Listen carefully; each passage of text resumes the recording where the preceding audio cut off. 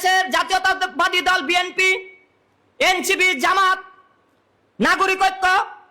সহ এমনকি গণ অধিকার পরিষদ সহ এনসিপি সহ সকল রাজনৈতিক দলকে বলতে চাই, আপনারা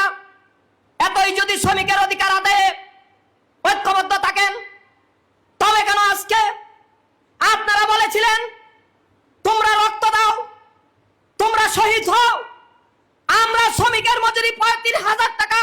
ক্ষমতায় বসার পরে এই বাস্তবায়ন করে দেব। কিন্তু দেখতে পাচ্ছি এখনো সেই বৈষম্য রয়েছে, এখনো শ্রমিক শ্রেণীর রক্তের উপর পা দিয়ে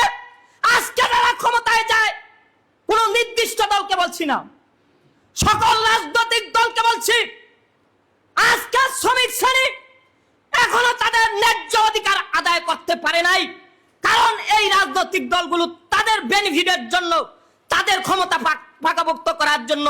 শ্রমিকের ন্যায্য মজুরি দিচ্ছে না, শ্রম বোর্ডকে তারা নিয়ন্ত্রিত করে এবং শ্রম বোর্ডকে তারা চামচা বানিয়ে রেখেছে।